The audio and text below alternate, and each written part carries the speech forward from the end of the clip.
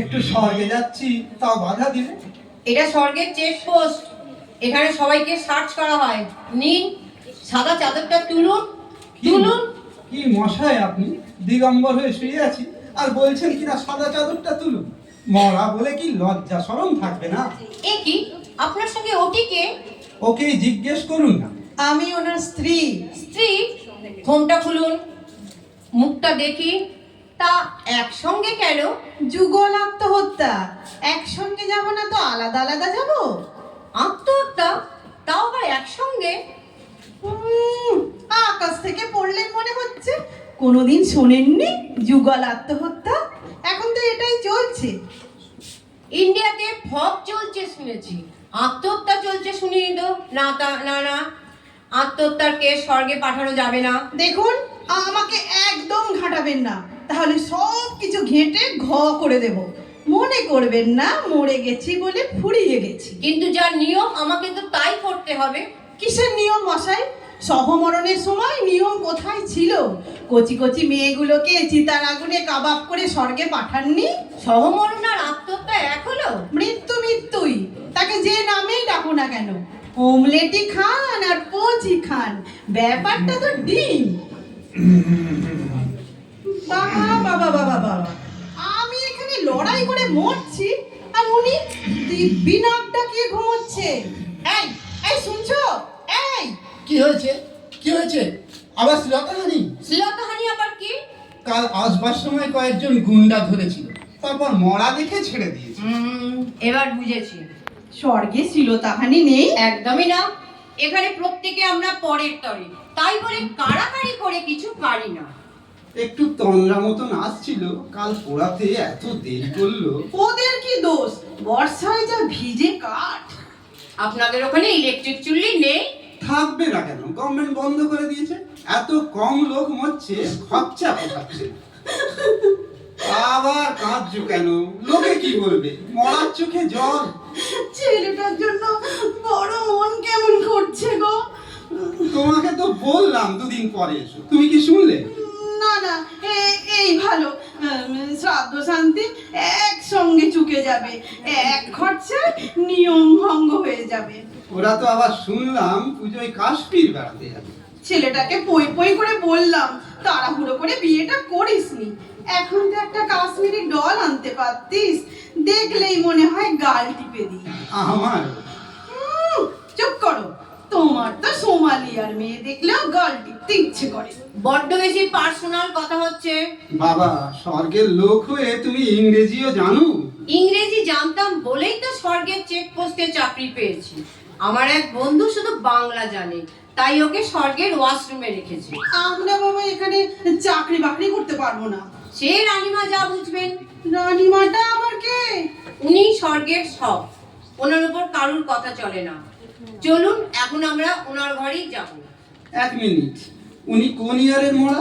আপনাদের কোন দেশ যেন? ভারতবর্ষ। ও, উনিও ইন্ডিয়ান। সব দেশেরই মরা এখানে আসে। জানেন তো, স্বর্গের বহুদিনের স্বপ্ন এক পৃথিবী এক স্বর্গ। এ তো আমাদের ভারতবর্ষেরও স্বপ্ন, এক দল এক দেশ। এক কবর এক চিতা, এটাই তো স্বর্গের একমাত্র গীতা।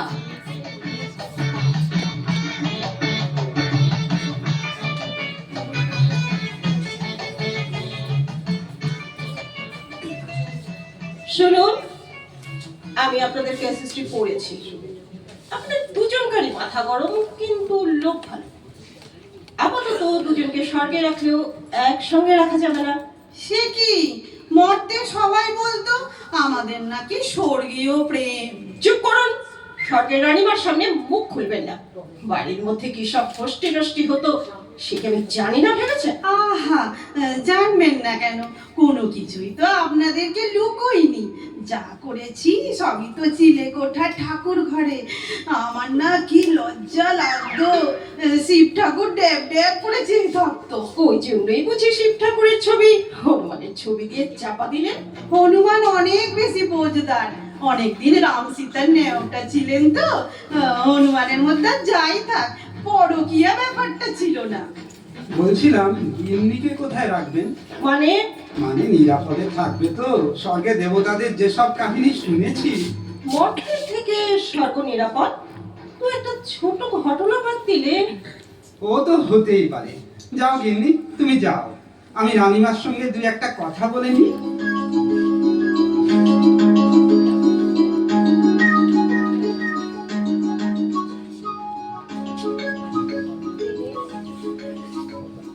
রানীমা যদি অভয় দেন একটা কথা জিজ্ঞেস করব। অভয় দিলাম। আপনাকে মর্তে যেন কোথায় দেখেছিলাম। আপনি কোন ইয়ারে স্বর্গে এসেছেন মনে আছে? 1984। বলো, আমাকে চিনতে তোমার এত কষ্ট হচ্ছে? সেন্ট জেভিয়ার্সের দিনগুলো ভুলে গেলে? দীপা, কি করে তুমি আমার জীবন থেকে হারিয়ে গেলে দীপা? সেসব অনেক কথা হলো, পুরনো কাসন্দি ঘেটে আর লাভ কি? আমি কিন্তু আজও তোমার জন্য স্বর্গে অপেক্ষা করে আছি। আমি কত বুড়ো হয়ে গেলাম, তুমি সেই একই রকম আছো। স্বর্গে তো কারো বয়স বাড়ে না। কলেজ লাইফের মতো এখানে তোমাকে দেখে কেউ শীষ দেয় না, দেবতাদের চোখে শুধুই বিষ, কেউ শীষ দিয়ে আপন করতেই জানে না। তুমি এত অল্প বয়সে স্বর্গের রানীমা কি করে হলে? রিজার্ভেশন কোটায়। আর পাস্ট এক্সপিরিয়েন্স বলতে কলেজ ইউনিয়নের সেক্রেটারি ছিলাম, ওরা একটু তাবু টেনেই চাইছিল। সেই সময় কত বাস ট্রাম জ্বালিয়েছো। সেসব তো তোমাদের জন্য। আজ সব কথা থাক না হলো। দীপা, একটু কাছে আসবে? তোমার আত্মার গায়ে এখনো ছায়ের গন্ধ। যাও স্নান করে এসো। তোমাদের ইডেন ভিক্টোরিয়ার মতো এখানেও প্রেমের জায়গা আছে, আমরা সেখানে যাব।